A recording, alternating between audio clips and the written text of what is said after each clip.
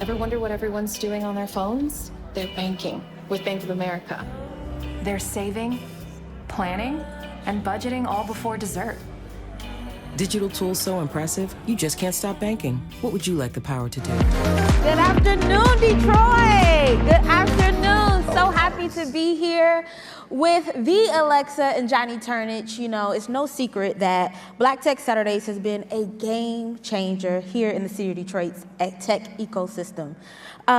So the people want to know, what intentional strategies have you implemented to ensure Black entrepreneurs not only participate but thrive in this innovation economy? Yeah, so I'll kick off first. Good afternoon. I hope everybody had a great lunch. I'm so honored to be here. Y'all still staying warm, hopefully? Yeah. After a good lunch? Okay. Yeah, but at Black Tech Saturdays, a lot of what we anchor our work into is how we're fostering people to be the strongest versions of themselves.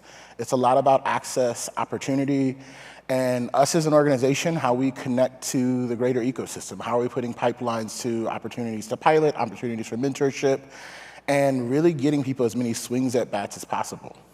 That's so true. When I think about Black Tech Saturdays and what we have built, Black Tech Saturdays, BTS is less than 2 years old. We started our meetings, just a group of nerds, 5 of us meeting on the Michigan Central campus, just building and growing these resilient entrepreneurs, us sharing tips and tricks. What is a pitch deck? How do I get to my next milestone?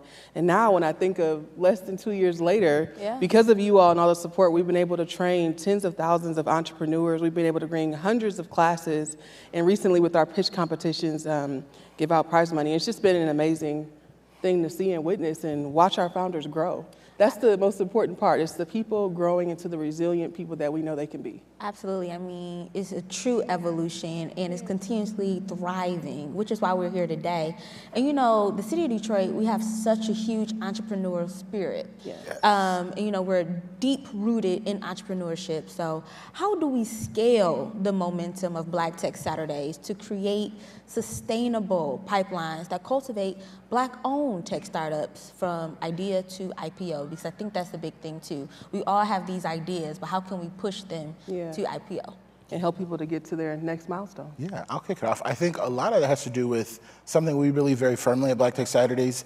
Community wealth is a necessary platform or trampoline to get to generational wealth. We have to increase just the access to knowledge, opportunity, and the different ways. We love to present people with different business models, different opportunities. What are the new doors they need to be going to make sure they can figure it out? Because we've seen very quickly, I think a good example is, we have a founder who's building a youth platform, and most people were thinking the company wasn't scalable, but we were able to identify a company in Baltimore that was actually able to scale because they connected their platform and child well-being to late-stage adult heart health, and they were able to get an investor from the American Heart Association. So it's really, how are we showing people different pathways and opening new doors? I think another cool example, we have a lot of students that come to Black Tech Saturdays. They caravan down from University of Michigan, Michigan State, and it's just been such a convening for people to find their tribe and find their next level. One Black Tech Saturdays, we had a student come from U of M who had just graduated and had a really hard time applying for jobs on LinkedIn, put in hundreds of applications, had never heard anything back. And we came to Johnnie and she said, you know, I'm having a really hard time. And he said, okay, I'm gonna put you as a greeter, come down and volunteer one Saturday. We have so many professionals, retirees from all the organizations in Detroit that come to BTS every week. And from being a greeter that day, she got an internship that turned into a job just by being in the community, by just placing yourself in this garden of entrepreneurs, professionals, and tech-curious people. She was able to get to her next milestone just by simply coming and kind of dropping your foot in the water. It's kind of scary. Applying for all these jobs on LinkedIn, it's like people don't really know the direction. And we're like, come and just immerse yourself in the community. Come and find your tribe of people that can help you in that process. Yeah, I mean, especially, go ahead, Johnnie. Sorry to cut you off. I wanted to plus one that. I think one thing that we think and embrace deeply about Black Tech Saturdays is oftentimes we're told that there's a pie and you have to get a slice of the pie. But one of our mentors, Felicia Hatcher, she runs Black Ambition Prize for Pharrell Williams. She really helped us to start thinking about how do we think about the garden? Because when you think about it as a garden keeps growing. So we have to plant seeds that allow for people to grow and understand that we all bring gifts to the garden, and sometimes you're gonna plant seeds and you might not see the return immediately, but once you plant that seed, it blossoms into something else. How are we helping this next generation of entrepreneurs that's even gonna come after us find it easier to build and grow here in Michigan. Yeah, especially when you think of tech, a lot of people may feel as if, oh, you have to be a genius to be in this field. You have to be extremely geeky to be in the tech industry. But like you mentioned, community is extremely important. And I think that just goes to show, that there is still barriers. So what do you feel as if are those barriers that still need dismantling when it comes to Black founders in the tech space? Yeah, so you kick it off. Repeat the question one more time. When it comes to barriers, what do you feel as if that still needs to be dismantled when it comes to Black founders in the tech space? I think there's still sometimes a fear of what's possible when we use technology. And when I think of the barriers of access to capital, we know that less than 1% of VC capital goes to Black and brown founders. Ultimately, with BTS being an economic mobility organization, we have to show what's possible with the access. Great things are happening here in Michigan. Michigan is open for business. We're welcoming founders who are really building some of the dopest innovation in the country. And we're like, we gotta show other people what's possible. And some of that we did with our road show with Let's Grow Michigan. We were showing the country through going to Afrotech, through going to Miami Art Basel, what's possible here, what we're building, and shining the Batman light to say, hey, we are building it here in Michigan. We have the community to help you to grow and thrive. Because when you build that community around the entrepreneur, around the founder, they have the space to fail fast and shift quickly. Mm-hmm. Yeah. Oftentimes the narrative around Black founders or even Black entrepreneurs often focuses on struggle rather than success. How do we shift the conversation to highlight Detroit's Black tech unicorns and the economic powerhouse potential they hold for the city?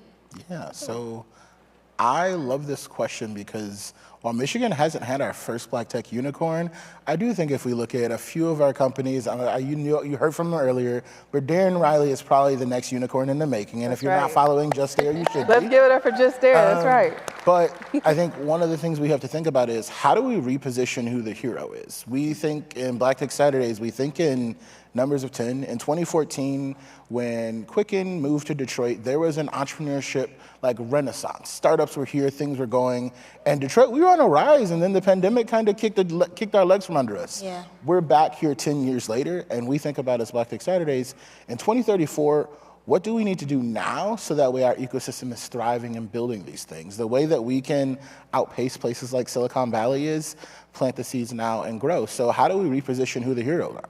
For our youth coming up, as we think about Generation Alpha and even Gen Beta, how are we helping with early stage tech education so they can envision themselves into the future of work? How are we helping people right now either upskill, get access to the resources, get that mentorship, get that pilot opportunity? And for our seniors, they have an opportunity to either be utilizing our tech, be customers, be mentors, but helping make sure they understand. So I think it's an intergenerational approach of who are the heroes? How do we showcase our founders? We do a lot to get them stories planted in the media, to showcase them on social media. Last year we did a whole campaign on just taking companies viral and piloting what that looks like. And how can we put, a jetpack on our entrepreneurs so they can break through the bubble here? Yeah, you mentioned Silicon Valley. Oftentimes, they overlook the innovation happening in cities like Detroit.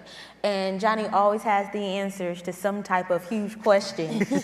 So, like you mentioned, how can Black Tech Saturdays position Detroit as a national leader in Black-led tech entrepreneurship, and what role do policymakers play in this evolution? Yeah, so this question is fun because last night I got invited to a really interesting dinner with Carrie Duggan where I got to sit with Scott from UMCI, and we got to brainstorm on some really cool partnerships. But I think our role here is thinking very intentionally on how are we partnering to existing pipelines and pathways with partners, not only at Michigan Central, but the FOC has been really powerful in connecting us through their innovation chains, the university. So we should be supporting entrepreneurs with the things they need to succeed, access to experiment, access to capital.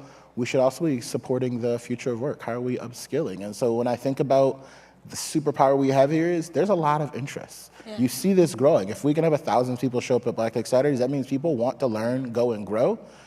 That's huge. The future is going to be won by how competitive we make this region, and that looks like productivity. So helping people just upskill, be able to get a little bit more done, and showcase that we can do it a little bit better. We're very, very gritty here.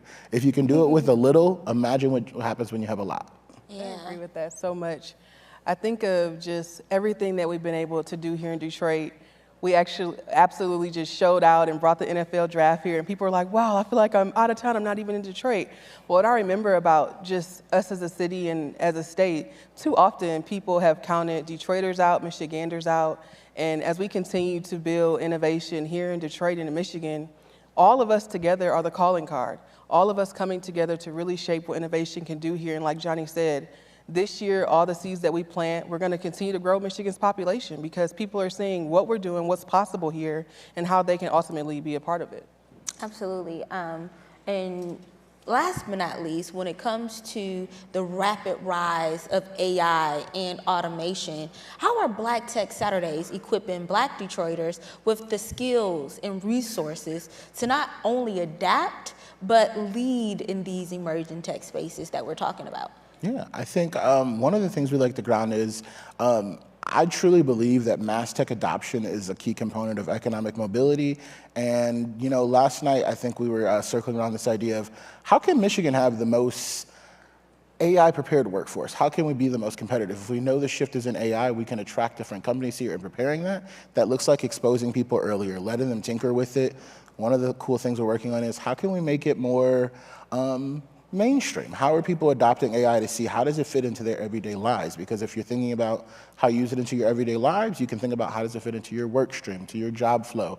How can you be more productive? If everybody could add another hour of productivity to what they're doing while getting some of their time back, being a little bit more at ease, I think that opens up new opportunities for a lot. And so we have a ton of workshops. We supported a project by Think Technologies at our Digital Empowerment Summit where they're going to be opening up more classes. We're even rolling out a digital education platform so people can start experimenting with AI and not just like the work stuff, but fun things. Like one of our favorite projects is use AI to build your shopping list. When you get people thinking about everyday tasks, you can build and normalize what that looks like. That's so true.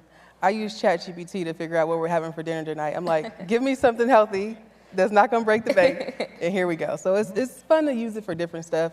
I've even been teaching my parents how to use it to just make their everyday life easier, just building a schedule, building a routine. You just have to have fun with it at first, learn how to prompt it, and just take it one step at a time, because I know there's so much fear around just using it and security, but you can use it and make it work for you. Yeah, you know, there's no secret when it comes to Black Tech Saturdays. I mean, you guys have literally taken over the city of Detroit and the state of Michigan when it comes to this tech innovation. Yes, give them a round of applause, please.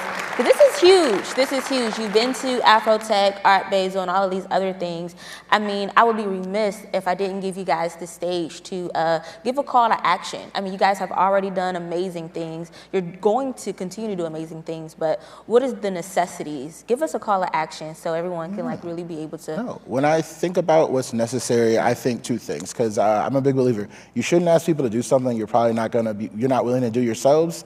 And so I'll start with this. Black Tech Saturdays itself is evolving to become more of an ecosystem solution. How can we be a pipeline to the opportunities? There's a ton of digital upskilling. There are a ton of entrepreneurial programs, and we see very specific gaps. We have to take this calling on me and Alexa to use our genius to fill those gaps, not only within Black Tech Saturdays, but within our existing ecosystem.